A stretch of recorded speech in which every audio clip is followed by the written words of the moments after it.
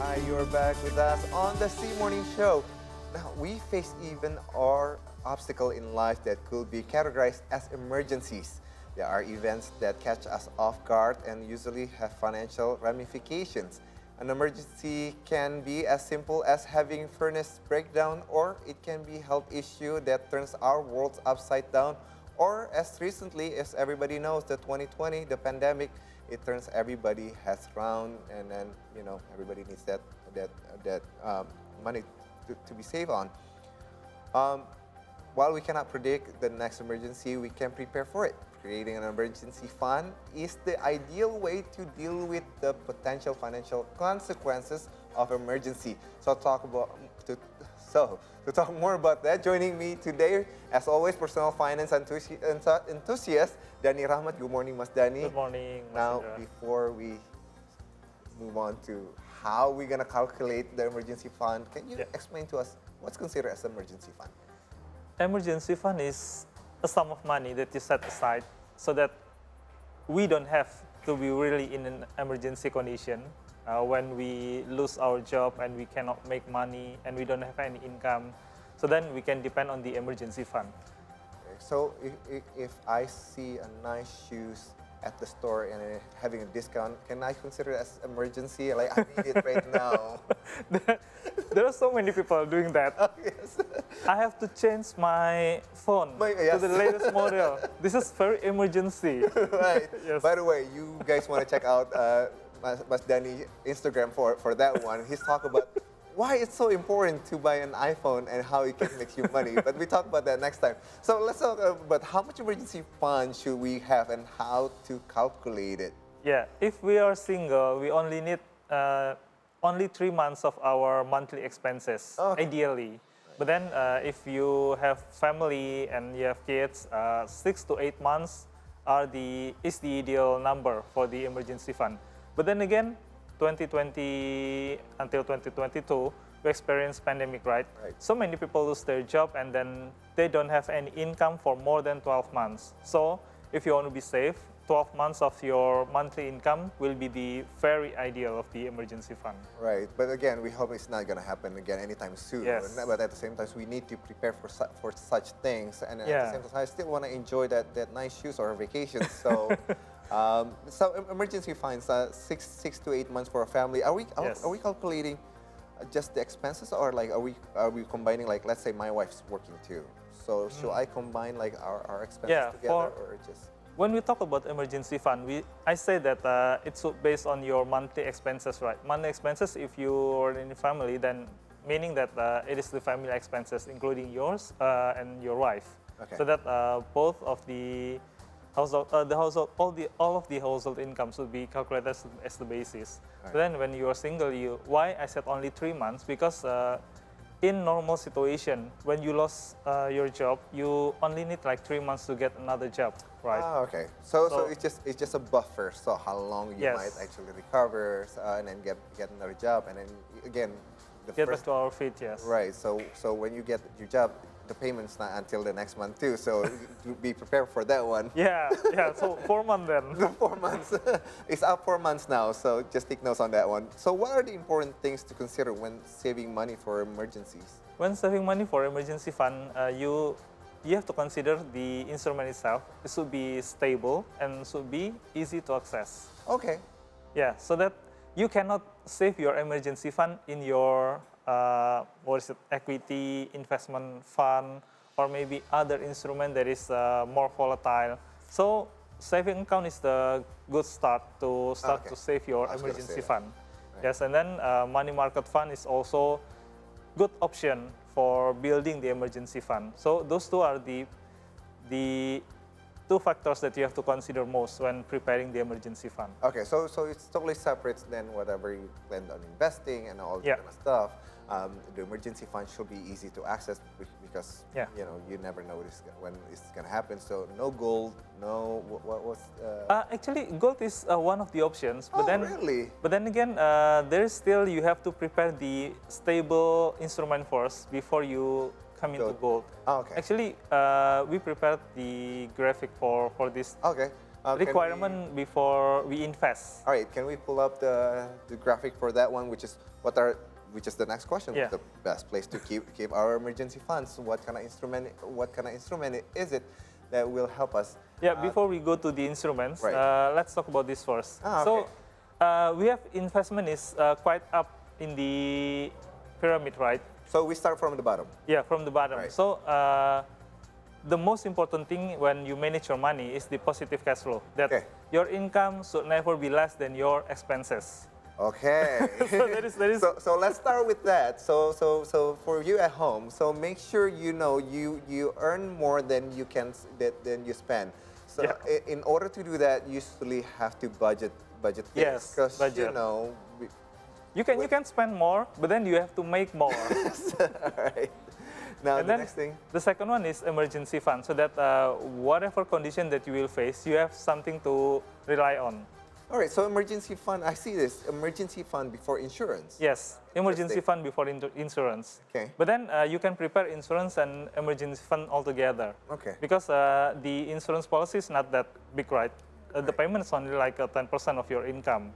While for preparing emergency fund, you can also use 10% of your income as well.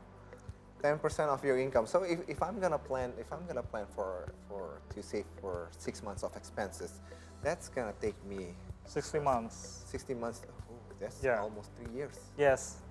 But Okay. then, so there is no emergency happens, your funds will be sitting right there, right? All right, sorry, it's more than 5 years then. Yes, more than 5 years. Right. Okay. And then after you have emergency fund and insurance, then only then you can invest. Because when you invest directly, whenever the emergency situation happen and your investment drop, so that you have to take that investment, right? All right. So this is the speculation is we talked another time about this. All right. So this is the very basic requirement when you talk about investing. So you have the 4 basics. Yes. and then the additional speculation. Yes. Once we already reached investment, and I want to talk about like when do I stop investing and then go to speculation. Now we have another graphic. Another graphic is the instrument options for the emergency fund. Okay. Can we go to that? Can we see the other graphics? No. Okay. Yes. This is the expenses. The options for the emergency fund. So the very basic one are time deposits, or maybe you can use saving. So up until 3 months of your monthly expenses, you can save up in this option in these time deposits. Okay. Only after that you can start to buy money market fund. Another 6 months of your monthly expenses. Okay. When you sum up them, already 9 times of your monthly expenses, right? So this is the very basic and very safe option to put your emergency fund. Okay. Only then you can use the more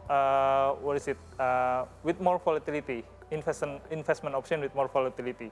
Why I put gold there? Gold is still very important when we are facing uncertainty in this world, like when COVID and then right now with war in Russia, gold price is It's going up. going It's up surging. very high. So those P2P lending, gold and fixed income is options that you can choose. Now, would you consider gold and P2P lending and maybe fixed income fund as a part of an investment? Yes, as part of the emergency fund, but depend on your risk profile. If you Okay. are more into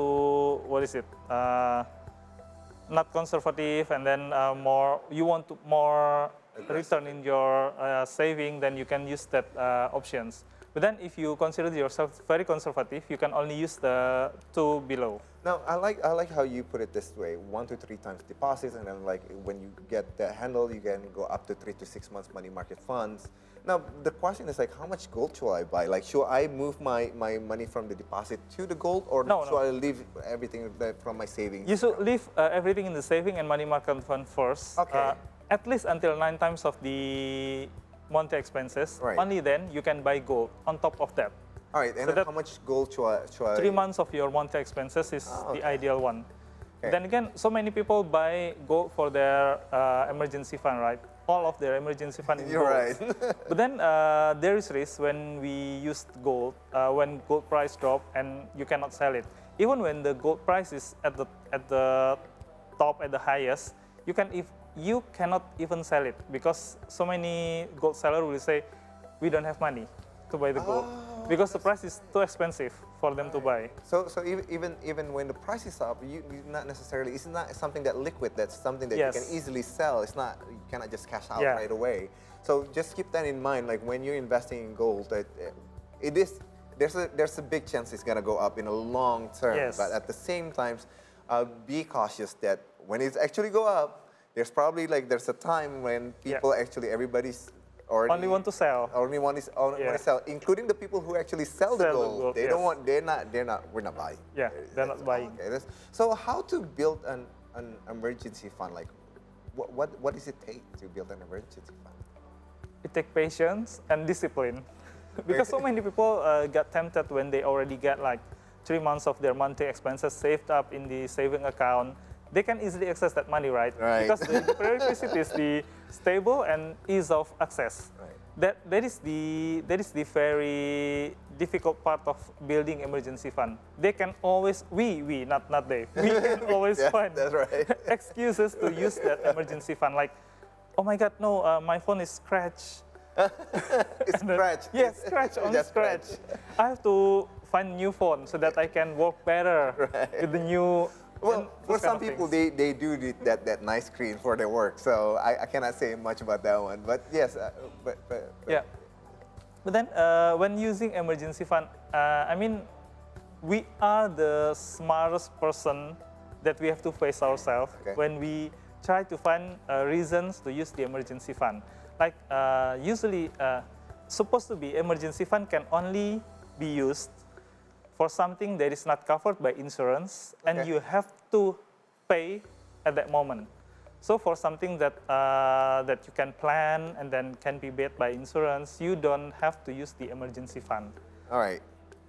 Like, yeah, so many things. All right, so vacation, you can plan it out. Yes. So that's not emergency fund. Like, no. I need healing. Yes, you do need healing, but at the same time, you can plan your healing way ahead of time. Yes, indeed. So anything that you cannot plan, at the same time, that the insurance might not be able to cover, you need to do that. I don't know if you're doing this, like when I do put money on my saving accounts, like if I want to save it for emergency fund or whatever it is, I usually put it on a different account, where I don't put when I don't bring my debit card or anything like that, just in case. And then I don't put the apps on my phone because nowadays the QR code, man. Yes. Just make it easy. Indeed. I don't have money on this bank, I have money on this bank, and then I have money on this bank, and then I can just scan it and then transfer it, and then all that easy stuff, and then everybody just make it easy for us to make it is emergency, and I need to spend it. Now. You know, who not who, but like when you're talking about emergency fund, a lot of people thinking about I don't have enough money yet. Let's start from that. Let's start again. Like you say 10%. 10%, yes. You know, a lot of people, especially when they start working, they spend the money first. And then they're like, all right, I don't have money to put on emergency fund anymore. So how can somebody who's never saved in their life, like what should they do first? Actually, building emergency fund is the very first step to build the financial habit, the good financial habit that you can depend on for the rest of our life. So when building emergency fund, you you only need to set aside 10% of your income. And then what you need to do is that make it automatically. When you receive your salary, and then make it like automatic transfer into other account, maybe that don't have debit card and don't have mobile banking, so that you have to come to the bank. But I think that will make your life harder, right? But then just be disciplined and set aside the 10% when you receive salary, and then do it every month. And then when you already get used to setting aside 10% of your income, it will easier for you to have more for saving and investment later on. So the very first thing that you need to do is building the habit to actually save that money. Yeah, save that money. Only 10%, because people always say that I will wait until the end of the month so then I can save it. But that is very difficult to do. Right. People tend to spend everything, right? Of course, like if I see the money, I'm gonna spend it. Well, Mas Dani, thank you very much. It's always helpful Thank you. having you here again. Once you get that money, especially we're gonna have to hire pretty soon. Get that 10% right away, put it away, put it aside. Don't even mess with that money anymore, and then start saving because that gonna lead to everything else, to investment, and everything else. Well, we'll take a break. When we return, we'll have an interesting and enlightening talk with Pos Indonesia CEO Faisal Jumadi on transforming historical structure into modern creative hubs. Stay tuned.